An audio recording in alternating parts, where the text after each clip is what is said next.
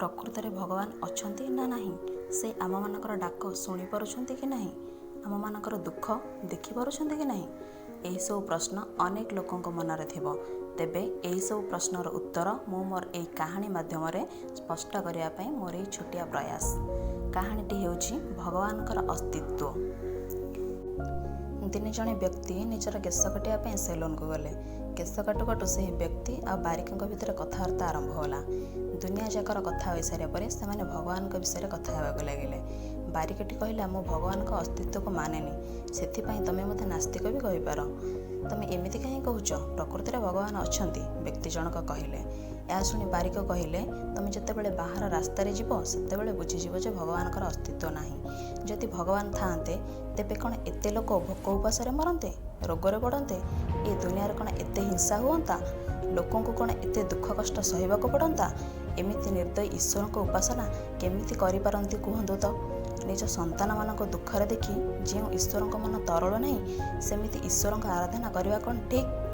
ବ୍ୟକ୍ତି ଜଣକ କିଛି ସମୟ ଚୁପଚାପ ବସି ଭାବିଲେ। ସେ ଯୁକ୍ତିତର୍କ କରିବାକୁ ଚାହୁଁନଥିଲେ, ତେଣୁ ଚୁପଚାପ ଶୁଣୁଥିଲେ ସେହି ବାରିକର କଥା। ତାଙ୍କର କେଶ କଟା ସରିବା ପରେ ସେ ବାରିକକୁ ପଇସା ଦେଲେ ଆଉ ଦୋକାନରୁ ବାହାରି ଆସିଲେ। ସେ ଯେମିତି ସେଲୁନରୁ ବାହାରକୁ ବାହାରିଲେ, ରାସ୍ତାରେ ଦେଖିଲେ ଜଣେ ଲମ୍ବା ଆଉ ଘନ କେଶ ଥିବା ବ୍ୟକ୍ତି ଯାଉଛନ୍ତି। ସେ ବ୍ୟକ୍ତିଙ୍କର କେଶ ଦାଢ଼ି ଏମିତି ବଢ଼ିଯାଇଥିଲା, ଯାହାକୁ ଦେଖିଲେ ଲାଗୁଥିଲା ଯେମିତି ବର୍ଷ ବର୍ଷ ଧରି ସେଥିରେ କଇଁଚି କିମ୍ବା ଖୁର ବାଜି ନାହିଁ।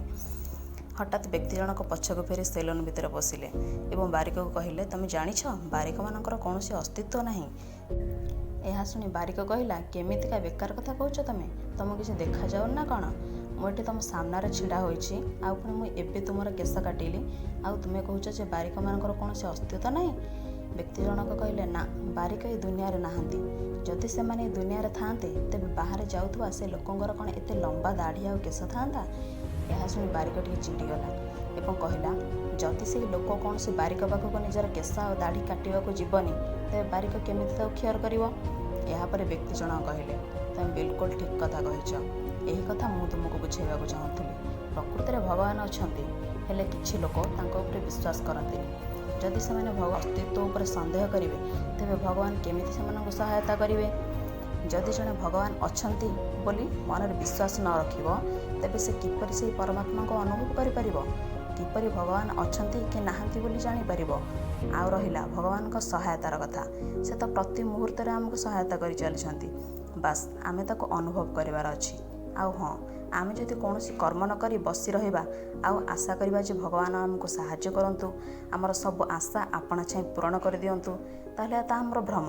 କାରଣ ବିନା ପରିଶ୍ରମରେ ଫଳର ଆଶା ରଖିବାଟା ହେଉଛି ସବୁଠାରୁ ବଡ଼ ମୂର୍ଖାମି। ଫ୍ରେଣ୍ଡସ୍, ମୋର ଏ ଷ୍ଟୋରି ଆପଣମାନଙ୍କୁ କିପରି ଲାଗିଲା ତଳେ କମେଣ୍ଟ ବକ୍ସରେ କମେଣ୍ଟ କରି ଜଣାଇବେ।